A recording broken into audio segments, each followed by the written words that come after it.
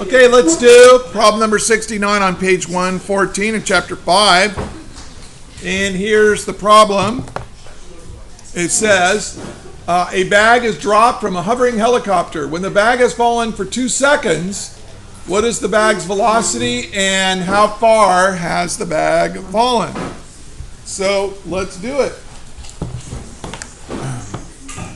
Now, I want you to use given, find, and solve for these problems. So make sure you do that. Given.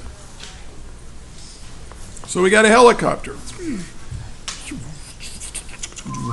All right, so here's my helicopter, you know, with the engine here and the people and we got a railing like this. We got the, all right, not too bad, not too bad. So we dropped this package and it's fallen for t equals 2 seconds. Am I still on screen? Yeah.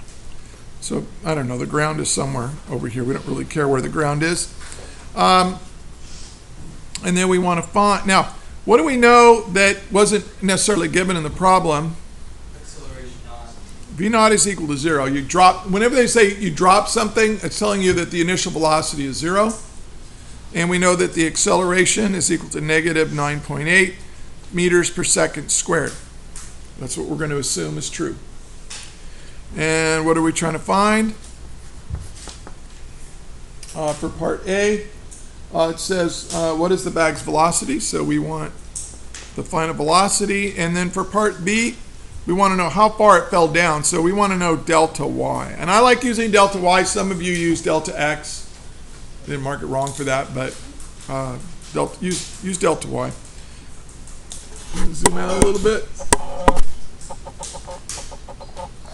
Okay, so let's solve. So we want to know the final velocity. We know the initial velocity, the acceleration, and the time. Notice I don't know delta y, and I'm not trying to find it yet.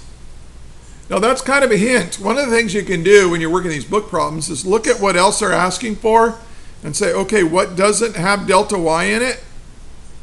That's probably the equation to use to find velocity. And that's the first kinematic equation. V equals V naught plus A times T. That's for part A. And this is 0. And we know everything else. V equals the acceleration is negative 9.8 meters per second squared times time, which is 2 seconds. And so V equals negative 19.6 meters per second. Notice the seconds cancels the seconds squared there. And I'd like to see you box your answers. And now for part B, delta y, I want to know how far it fell. Well, I could use an equation with final velocity in it, but I don't want to use final velocity because what if I made a mistake here in part A? I don't want that to affect part B. So I'm going to look for the equation that doesn't have the final velocity in it. And that's the third one on your list.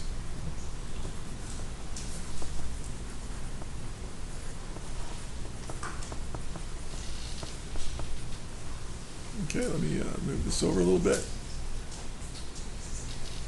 Okay. And it's already solved for delta y. This term is 0. So all we need is the 1/2 the acceleration times time squared. This is 2 times 2 is 4. 4 divided by 2 is 2. And 2 times 9.8 is negative 19.6. But this is meters. So this is kind of a weird problem in that the final velocity and the displacement have the same value, negative 19.6. But of course, velocity is in meters per second and displacement is in meters. And it really works that out. Look at this 2 seconds squared. Well, the second squared here cancels with the second squared in the acceleration, and you get just meters. So here's the whole problem. Let's zoom out and look at the whole thing. You think this problem's very realistic? Yeah. I don't know, I just thought about this. If I'm in a helicopter and I drop something, I think it's going to I think the final velocity and the displacement are going to be greater than these in reality. Why? Yeah. The wind rushing down from the blades of the helicopter. Yeah. That's what I would think. What we going to It say? also depends on how far off the ground the helicopter is, how heavy is your object, how does... Well, that's probably not going to affect, if you say that how high the ground, how high it is off the ground. I mean, for normal, I mean, you can't have a helicopter flying in space, right? So it's got to be within, helicopters don't go much above, I think, 20, 30,000 feet at the highest. They don't fly very high. So the acceleration of gravity, it's not so far up that the acceleration of gravity is going to be any different. And the acceleration of gravity does not depend on the mass of the object that you're dropping. And really, unless you're really close to the ground and it thunks into the ground before 2 seconds, where the ground is, it won't really affect the answer, how far it fell. If you start here, like starting here and falling down like that, that's delta y. And well, delta y is really in a negative direction. So make sure you include the direction in there. Like we're always make down negative. Down is negative in this class. Okay? So make sure you get those signs correct. Okay? It fell 19.6 meters below or down from the helicopter. That's what that negative means.